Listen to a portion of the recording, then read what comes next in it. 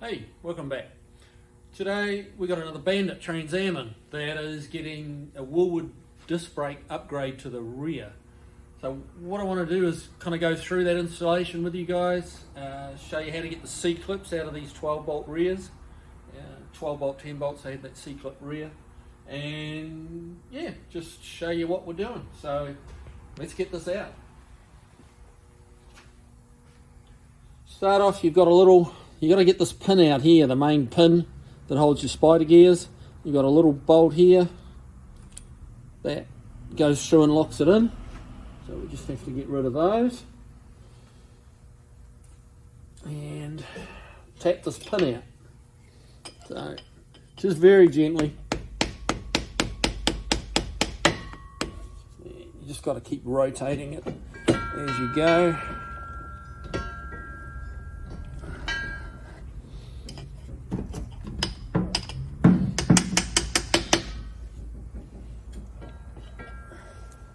You got to keep kind of rotating things to get it there, and eventually it'll come around.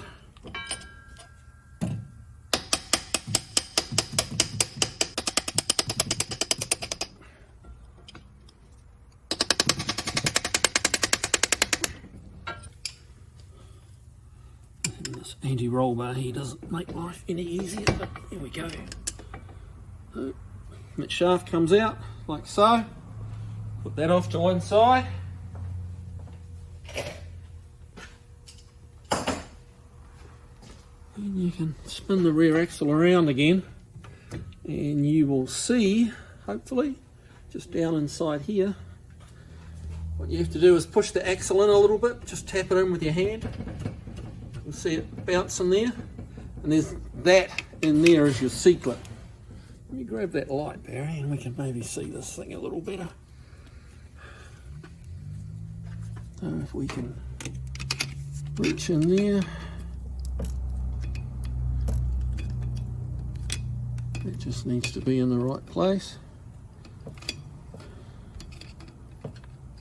And whoop, out it comes. And that is your C-clip.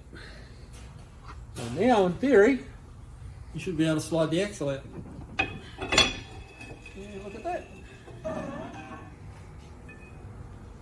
That is getting the axle out.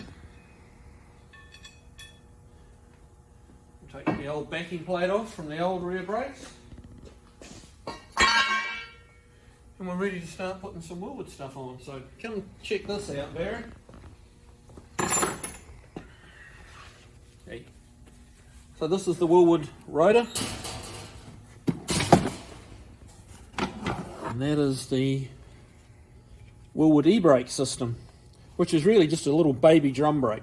There's a cable hooks onto here, and what happens is that goes down inside the rotor, inside the top hat effect of the rotor, and works exactly like a drum brake, which is fine. It's not very big, but it's perfect for an e-brake. It'll, you pull that on tight and your car won't move. You wouldn't want to stop it with that, but it'll stop it moving once it's parked. So we're going to get this on there, and we'll cut back in a second.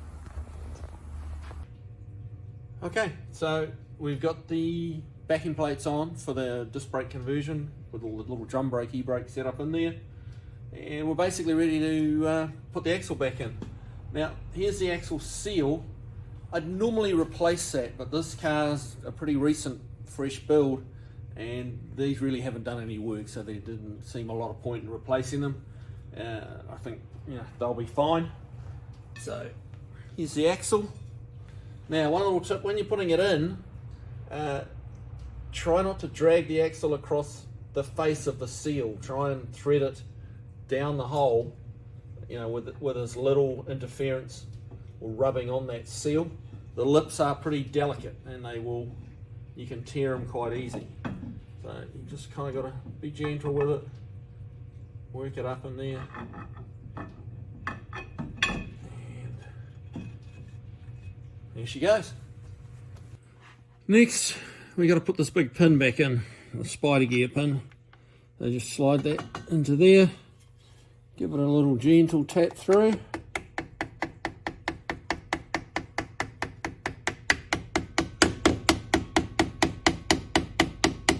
few different things it's going through, so it'll take a little bit of lining up, a little bit of persuasion. And there goes that.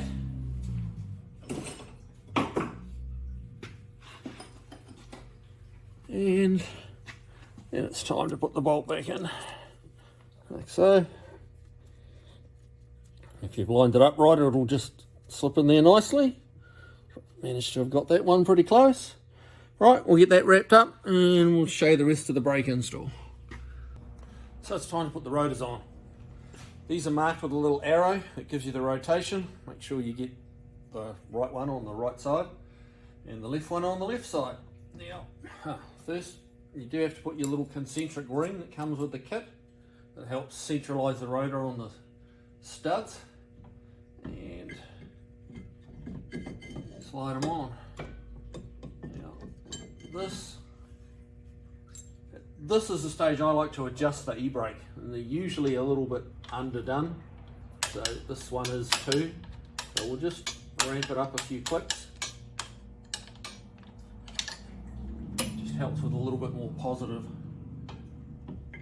grab on the shoe. You can feel it just kind of dragging as you're sliding it on. It's just almost there, but you've still got nice free movement. There you go, that's the rotor installed. It's probably the easiest part of the job. Right, next is calipers. Okay, so we've got a caliper mounted now. What we do have to do is check that the rotor is in fact aligned with the caliper. And if you kind of look closely here, you'll see this little aluminum spacer, this aluminum coloured spacer in the middle here, is exactly in the middle. It's got a little tool for lining up, and you will see that this is here is not the same as this side. What's happening is the caliper is too far outboard. It needs to go closer to the center of the car and line up this into the middle, into this gap here. So it's got to line up there.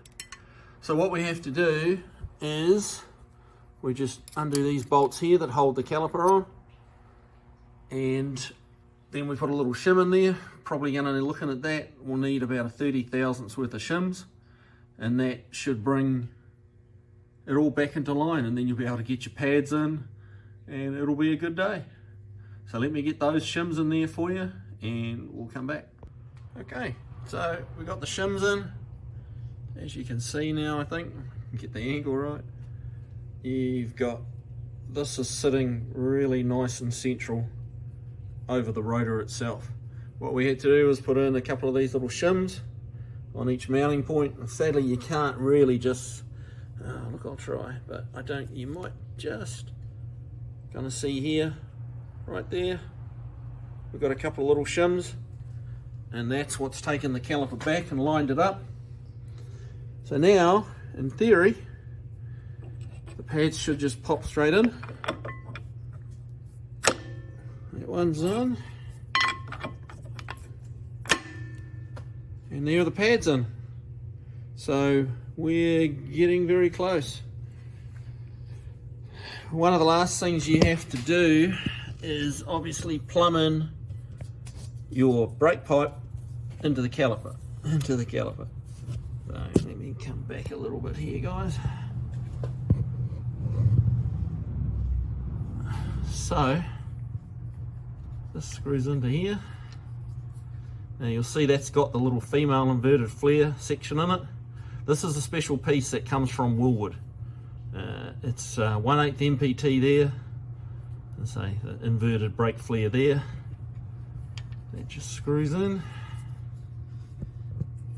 Get her tightened up and it's ready to connect to the existing brake line and bleed the system. So there you have it, guys. Wilwood rear disc brake conversion. It's not that hard to do. It's something I think a lot of you guys could do at home. Just take your time, read the instructions carefully. They do come with great instructions. Their stuff does fit really well. You really have to do anything to it, really. And yeah, just check and double check your work if you're going to do it yourself at home. Make sure you got a good pedal once you're finished bleeding. You really don't want to take too many chances with brakes. The one thing about going fast, it's a lot of fun, but you really do need to stop once you're done going fast. So have a crack at it if you're feeling up to it. Rewatch the video. Send me some questions if you have any. The other thing with Wilwood is they have a great helpline, so they can help you out too. Go and have fun. See you on the next one, guys.